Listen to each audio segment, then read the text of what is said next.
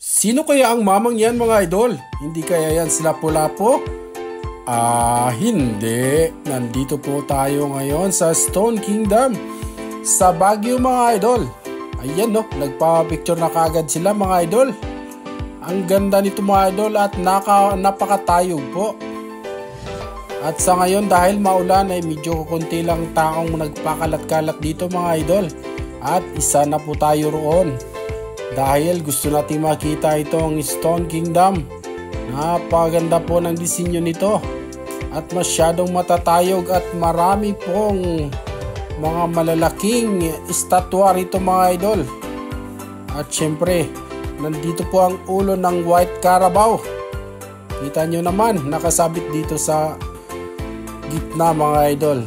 Sa ngayon, medyo maulan at maraming fog mga idol. Hindi natin masyadong makikita. Yun o, napakatayog. Nandun po yung kapatid ni Lapu-Lapu sa taas mga idol. Maya maya at puntahan natin yun. At bago ang lahat, magpa-picture muna tayo mga idol. Para may remembrance tayo dito sa Stone Kingdom. Mura lang po kanilang entrance mga idol. 100 lang po at 80 sa mga bata at sa mga senior citizen. At makakapasok na po tayo rito sa loob. At mag-picture mga idol. Pwede rin tayong magrenta ng kasutan ng mga taga Baguio mga idol. O diba? Ang ganda ng pagkagawa mga idol. Nandito po yung mga lulo nyo. O kita nyo naman, nakangiti pa. At itong isa mga idol, at tila ay masakit ang tuhod, kaya nakatungkod. At yung katabi niya naman tayong tayo. O ha? Diba? Sige, subukan natin yung umakyat doon sa pinakamataas mga idol. Nandito pala tayo sa kalagitnaan. Maulan at mahamog. Kaya medyo malabo at hindi natin gano'ng nakikita yung paligid mga idol. Hindi natin nakikita yung talagang kagandahan ng Stone Kingdom. Napakarami po ng mga disenyo na nandito mga idol. Kita nyo naman. Diba ang ganda? Yun o. Marami pong nag-date dito mga idol. Akyat naman tayo sa taas. Andito po yung kapatid ni Lapu-Lapu. Oh, napakatayog mga idol. Napakatarik po ng akyatin. Kaya yung may sakit sa tuhod dyan ay uminom na ng iskilan mga idol. Iskilan baka naman.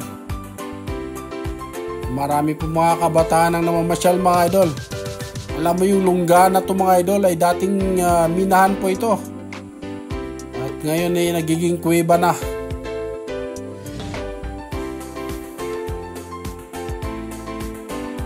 Oh, ang ganda sana kaso mahamog lang mga idol. Wala tayong ganong makikita. Napakatayog po nito mga idol. At napakatarik po ng akyatan. Kaya mga idol, matibay po yung tuhod nyo pag umakyat kayo dito sa Baguio. Para maakyat nyo yung pinakamataas ng Stone Kingdom mga idol.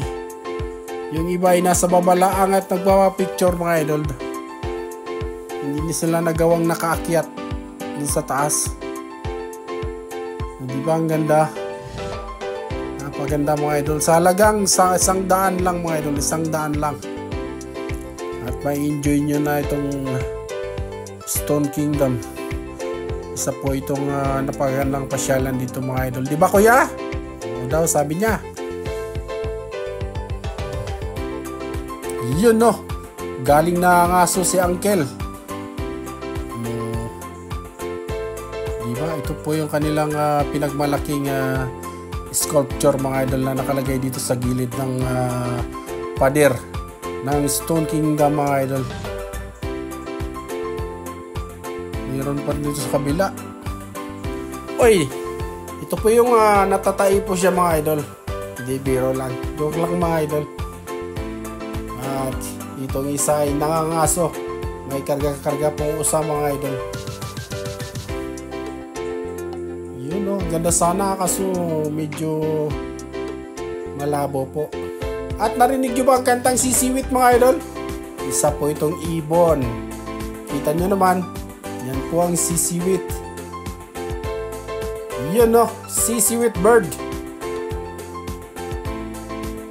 Oha, kala ko kanta lang yan. Meron pala talagang totoong sisiwit bird. Napakatarek. Kita nyo yung baba, maliliit na. Nandito na po tayo sa pangalawa mula sa taas na palapag mga idol. Unti lang tao dahil maulan mga idol. At hindi gano'n nakikita dahil sa fog. Alam nyo na, sa bagyo. Kaya napakalamig na po mga idol ang panahon ngayon. O diba, picture muna tayo. Yun no, maambon mga idol. Sayang yung pasyal natin mga idol at hindi din natin ganong ma-enjoy dahil hindi po maganda ang panahon mga idol. Masyadong mahamog at maulan. Kaya pag pumunta kayo ng Baguio, isa ito ang puntahan nyo mga idol.